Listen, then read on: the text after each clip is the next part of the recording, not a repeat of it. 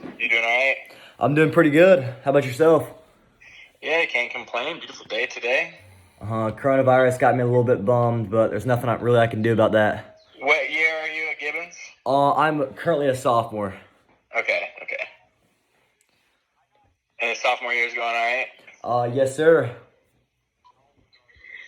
So what? Yeah, it's basically just like a time machine right to your junior year at this point. I'm not really necessarily the happiest about that, but I can understand. Were you doing spring sports at all or no? yes, sir. I was currently in my lacrosse season. Man, that is a bummer. Mm-hmm. So what exactly do you do for the basketball program at St. Timothy's?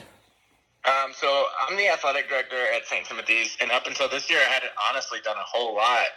But then, so this season, I was we have two teams. It's like an 8th and 7th grade. It's basically like an A team and a B team for our middle school. And I was the A team head coach for the girls. So middle school girls basketball. Cool. So why do you like coaching basketball? I enjoyed it mainly because it gives, at least for girls basketball, it gives the girls an opportunity and an outlet to kind of see themselves outside of just being like a student or just, being like a regular kid. They have an avenue to like compete, to learn skills, and it was just fun to be around as they built confidence through sport. Mm-hmm. So where did you find your love personally for basketball? Whew, that's a good question. Honestly, probably probably just playing pickup with friends is where I really realized that it was just a fun game that if you could play it decently well, you could always find a hoop and a few buddies and just go shoot around and play. And that was when I really realized that I could do this for a while. It's a fun game. So what goals have you set for your team? Each year we look at the roster. Like obviously this year coming in, we told the girls like right away, like, hey, you guys, this is a championship team. Both your coaches believe in it. And then as soon as you guys start to believe in that, we can really go places. However, I mean, it's year to year. Hold on, can you still hear me? Oh, yes, sir. Okay. Next year, we'll look at the talent level of the roster and basically, if I think that we can win a championship, that'll be the goal and have fun doing it, get better while we're doing it. We ask every girl every year, do any of you guys have interest in playing at the high school level? And if they do, we're looking at that as well. Just trying to make them better basketball players and have fun while they're doing it as well. Trying to just win a few games here. Mm-hmm. So what was y'all's record last year? I think my sister played against y'all. Where did she go to school? My sister goes to Our Lady she went to Our Lady of Lourdes, but she's they had a good team. They had a good team. We were, let's see, what did we finish? It was 4 losses, maybe 12-4, 13-4. That's a good record. Yeah, it was good. I mean, we started off 2-3, and then we really kind of figured out, with me being new to coaching and figuring out kind of how the girls can play and what we can do. Once we kind of figured out what we were able to do with the personnel that we had, that we really kind of found a groove. Mm-hmm. So you're pretty much just like a assistant for the varsity girls team? So we're middle school only. So we don't. So they all go. Like a lot of them will go to Gibbons. But yeah. So for our So I was a head coach for our team, and then I had an assistant. And then all of our girls. I mean, shoot, we were mostly 8th graders this year. They'll all leave. Mm-hmm. Because St. Timothy's only goes through 8th grade, and then half of them go to Cardinal Gibbons or public school like Sanderson, Broughton. And then I got to go follow them there. Mm-hmm. So what do you do personally as a coach to motivate your team? We talk about goals a lot, like what, why are they playing? What are they doing? Some of them are there to socialize, which is, pretty typical at the middle school level. Some of them are there to go to high school. So, once we learn their goals and why they're there, it makes it a lot easier to have, individual or group conversations with them. At that level, even, winning is always a motivator. It's nice. And then we use candy for practice. I'm not even kidding. I know that will get me going a little bit more try hard. Yeah, I so love like Candy. we came out. I actually asked another coach during the season, like, how his girls got so good at free throws, and he was like, "Well, we do a drill in practice where whoever makes the most free throws gets to choose what candy they want." And I was like, "That's brilliant. We're using that." And so, So, what's so your? we Oh, sorry, my so fault. we took that and we ran that too. So candy and winning were our big motivating factors Uh this huh. year. So, what is your philosophy of coaching? Um, at least at the middle school level, and I really do believe it changes at every level. But at the middle school level, I really want them to actually enjoy the sport because they love the sport. To go into high school, and even if they necessarily don't play it, they still enjoy maybe playing with their friends.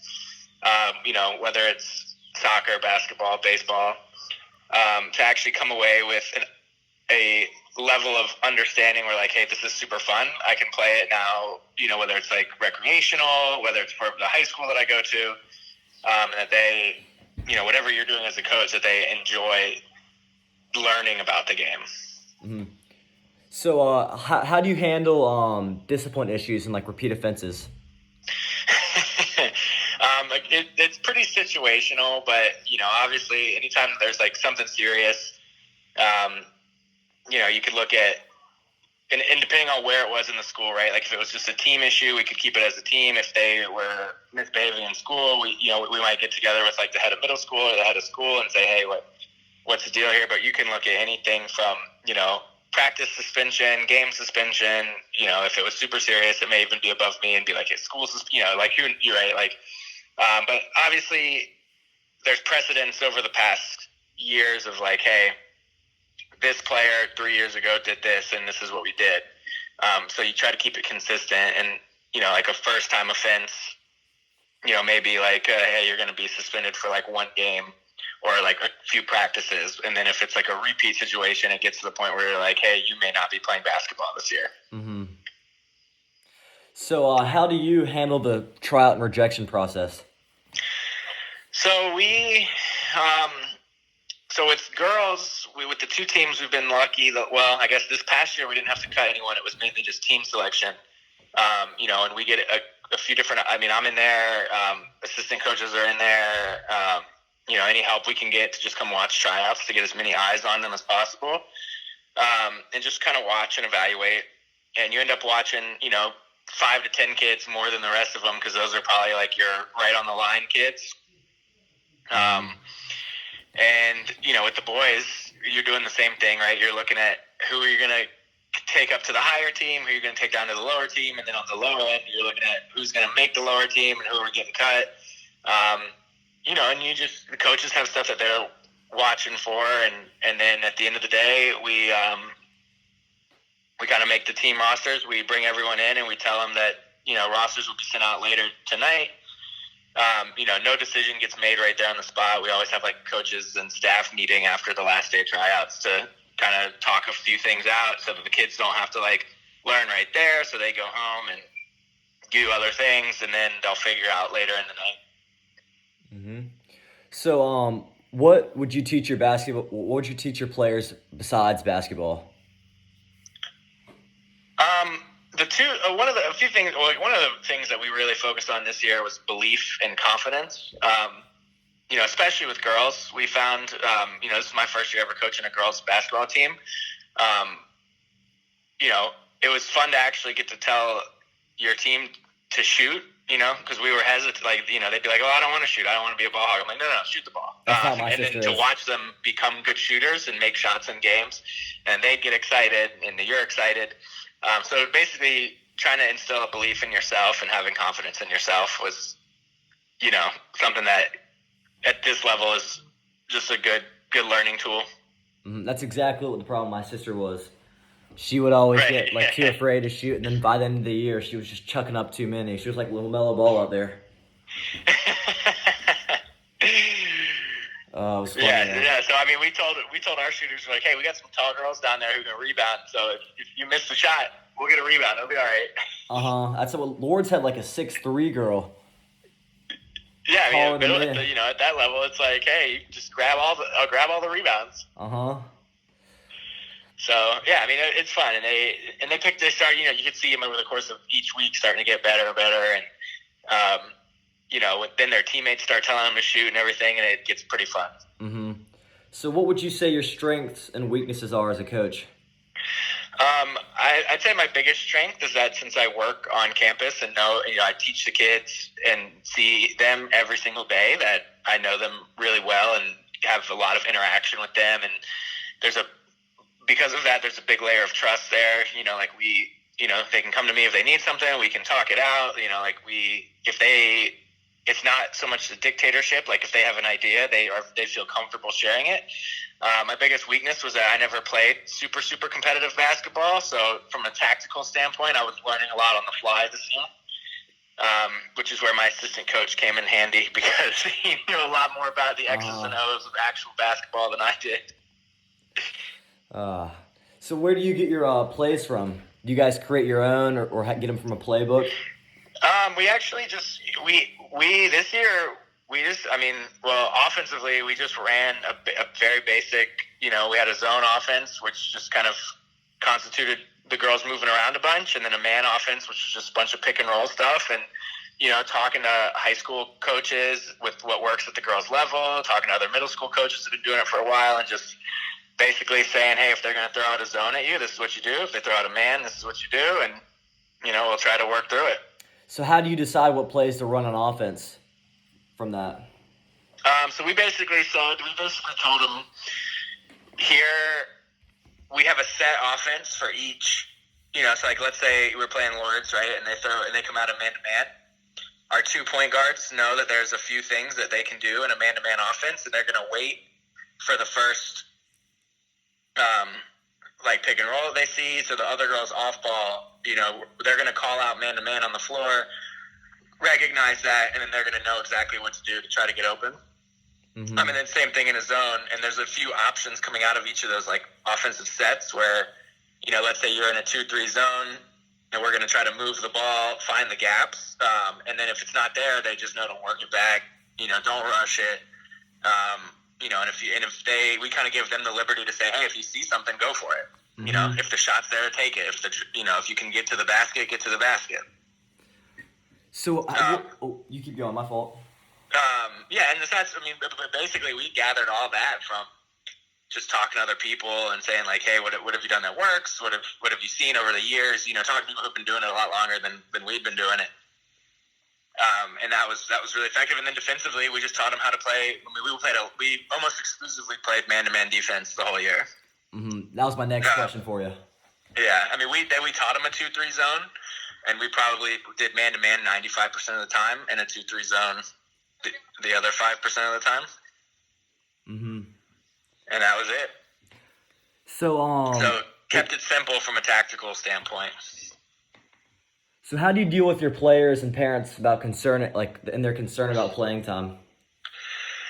This is more of not so much a basketball thing, but just as an athletic philosophy standpoint with the school, we've told them that at those higher level teams, at that A team, at that varsity level for middle school, that you're, in some non-conference games, we're going to try to get everyone in, but in those conference games, so we play in the Capital Area Middle School Conference. And in those games, it's competitive. We're trying to win, and we may not see playing time. And there's a few other exceptions, right? We've told people that if you don't make it to every practices, you may not start, you may not play. So we do try to reward commitment and try to get in a rotation. And it's easy. Certain sports are different, right? Hey, hold on, my dog's barking. Oh, it's all right. It's different. Basketball, it's a little bit easier to get girls or guys in the game than baseball necessarily, right? So there's certain sports where it's a little bit easier than others. But we try to give everyone an opportunity to at least see some, we schedule those non-conference games so that we can work on different rotations and see other how people work together and everything. And then by the time we get into conference play, we usually have an idea of what we're going to be looking at. Mm-hmm. So how do you deal with player commitments that impacted missing basketball time? So we try to be upfront about it, and a lot of our families are really good at communicating with us. If they're not, or the kids too, if they're not going to be at practice, they're supposed to tell us, before the practice, right? Not afterwards and be oh, hey, I had to miss for this. so that we know that they're not going to be there, so we can kind of plan for it. And when that happens, unless it's something serious, like if it's like you were seeing a family member in the hospital, like if it's like a family emergency or something like came up that you couldn't avoid because you're 13, 14 years old, we get it. But if it's like I had band practice that just happened to fall on the same day this week, and I went to band. We tell them straight up at the beginning of the season, like if you may still play in the game, but you may be coming off the bench 3 or 4 minutes into the game. Just to be fair to the kids who were there at practice with the team. Mm-hmm. And that's pretty standard across all of the sports. Just trying to keep it as commitment driven as possible to the teams. So, how important is consistency to you? It's important. I think that it's more important as you continue to move on with your sport, right? I'm still fighting I want all the kids to do 3 sports, and I love that they do 3 sports, and I understand that consistency is harder when you aren't really in control of your own schedule yet at this point. We looked at doing morning practices, and then it was like, well, these kids can't drive. It's a little bit different when you're looking at it from how much control is a 13, 14-year-old really in of their own life, Mm-hmm. If mom and dad say, hey, you're not going to practice today because we have this, and this, then you're not going. Uh-huh. So there's a balance there, right? Like, we definitely want the girls to be there all the time. But there is a level of, we understand that you're a middle schooler and you're trying to live a life at the same time. Well, and you don't really have a choice in that. Uh-huh. So, but I would say as you get to that high school level, or if you're trying to play collegiate sport, if you start slacking off or having, just like weird excuses for not being there, you're going to start, I think that consistency starts to become a super, super valuable thing. So, what is the most important characteristic of a basketball player in your opinion? I think really, and this isn't even just basketball player, I think any athlete that's going to come and work hard with a positive attitude can go so far. We get so caught up at I feel like, and I've watched so many middle school sports now and a lot of high school sports, and it's, we can get so caught up with what's going on in the world, or, what's going on with TikTok, or what's going on Instagram, that, I'm looking for kids who are going to show up for an hour and a half and be focused on basketball, focused on getting better, and have some fun with it. And then we can do all that other stuff after practice or after the games. So, how important is teamwork in your program? Very. If I would, and you see this across all sports as well, right? Like, especially at the school level, let's say you play lacrosse, right? You may not be, you may have some of your best friends on the lacrosse team, and you may not be super close with like 3 or 4 of the kids on the lacrosse team, but when you're on the lines, or you're in between the lines, or you're on the court, it doesn't, it can't matter. Like like those guys, you have to be able to trust those people to make the right play. And that's just, that's the same thing across any team sport, right? Like if at least during the game and during practice, if you're on the court or you're on the field, it doesn't matter if you're friends with whoever, you have to be able to trust your teammates. So, and they have to be able to trust you too. I mean, that goes both ways. Uh-huh. So what kind of culture have you built up for your basketball program? At both levels, we basically try to say, and this has come with time. I mean, it took a little bit of time, and we even tell them, if you're going to be a fan, like a student athlete watching the basketball games, this applies to you too, because you're still part of the St. Timothy's broader culture, and that's if you're going to be in the arena or in the gym, then you're going to be cheering. You're going to be cheering positively. You're going to be supporting each other.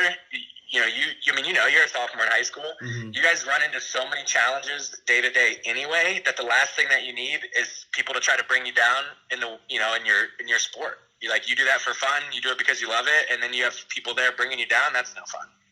Mm-hmm. So you already have so many challenges. Just 13, 14, 15, 16-year-old kids.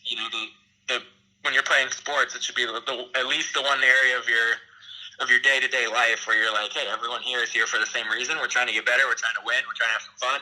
let's get after it. So how does this culture change the way that you coach? It's funny. They remind me of the same stuff too. Like if we do something dumb and I get frustrated, they get on me too. We've had talks after games where they're like, "Hey, we didn't like this, and this." I'm like, "Hey, you're right. It makes me better as well, because if we're gonna preach it, then we kind of gotta stand by it as well, and how we coach and everything too. So we try to be very supportive. Remind them that it's a game. People make mistakes, and we can learn from those mistakes. Mm-hmm. So, who, for you personally, is your greatest role model as a coach? Oh, greatest role model, or as either a a coach. person or a coach?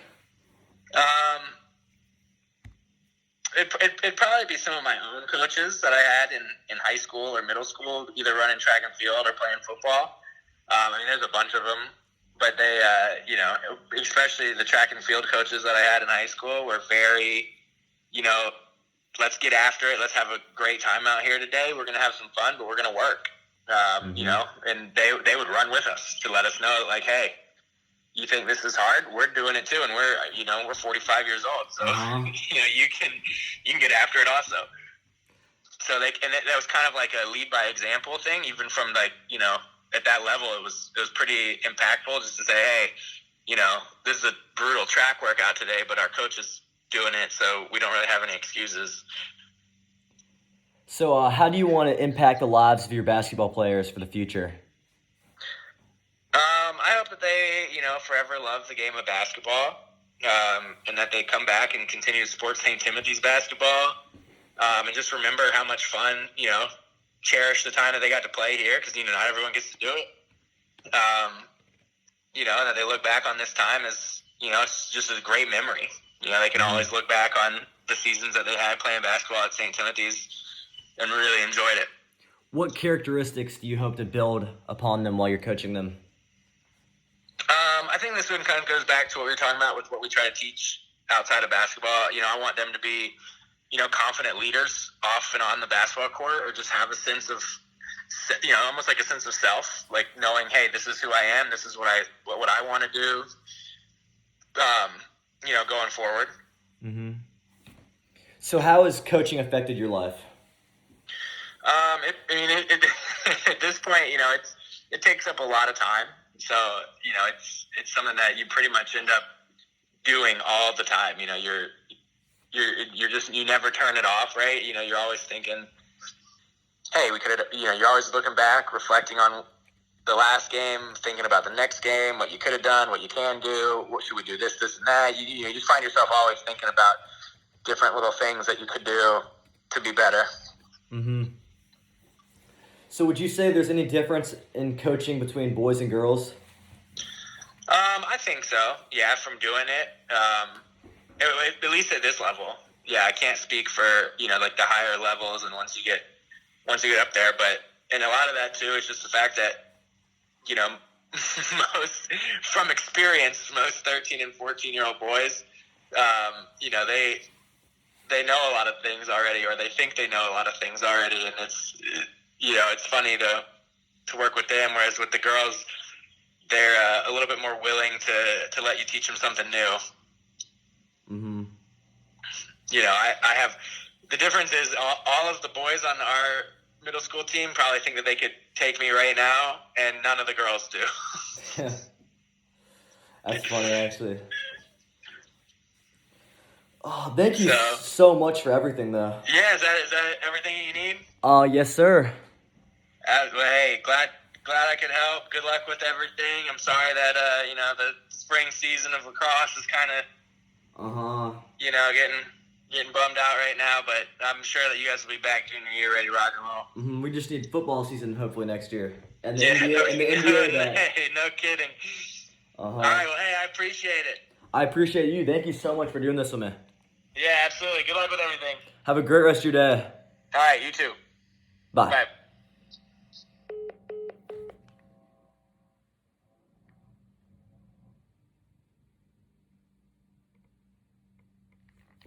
All right.